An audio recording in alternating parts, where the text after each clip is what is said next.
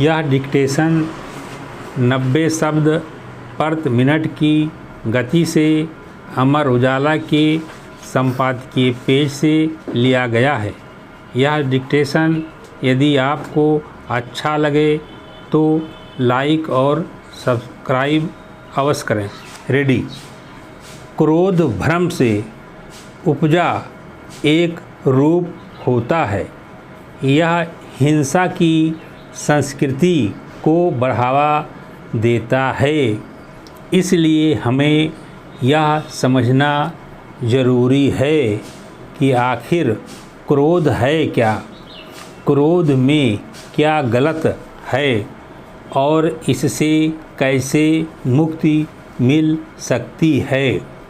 क्रोध नैतिक रूप से गलत तो है ही, यह व्यक्ति के कल्याण के लिए भी बुरा है। क्रोध हमारे लिए जो भी करने का वादा करता है, करुणा उससे भी बेहतर कर सकती है। मनुष्य की दो मानसिक अवस्थाएं होती हैं, स्वस्थ और अस्वस्थ। ये अवस्थाएं कल्याण और नैतिक मूल्य दोनों को दर्शाती हैं। अस्वस्थ मानसिक अवस्थाएं इस अर्थ में मानसिक पीड़ा हैं कि वे स्वयं दुख के रूप हैं और नैतिक रूप से भी बुरे हैं, क्योंकि वे स्वयं को और दूसरों को नुकसान पहुंचाने का कारण बनते हैं।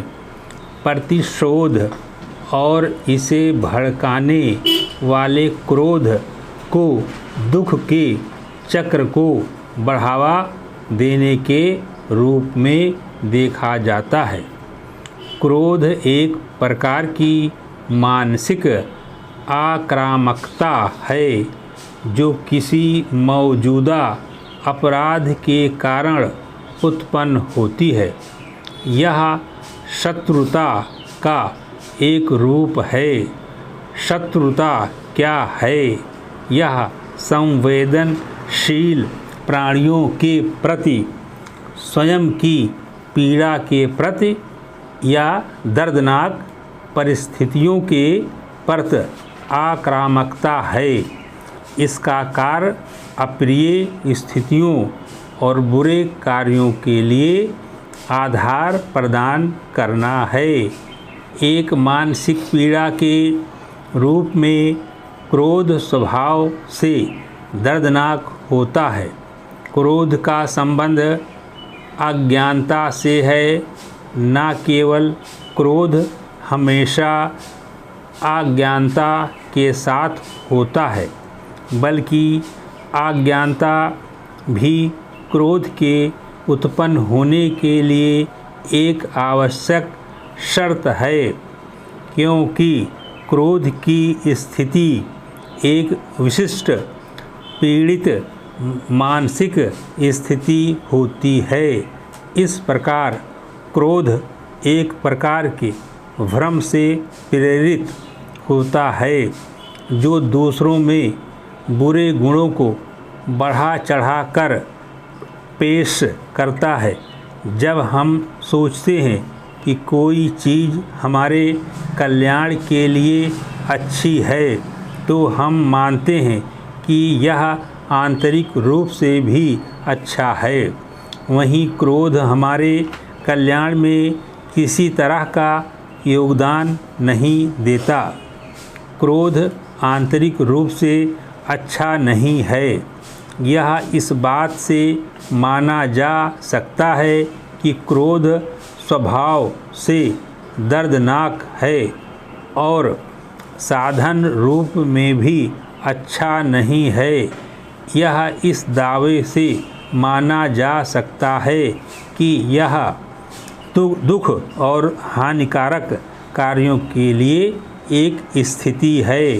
क्रोध सुख और कल्याण के बिल्कुल विपरीत होता है। जब हृदय में घृणा का कांटा घर कर जाता है तो मन को ना शांति मिलती है, ना ही सुख और ना आनंद मिलता है।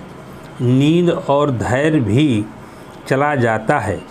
क्रोध मानसिक शांति या वास्तविक खुशी के साथ सह अस्तित्व में नहीं रह सकता।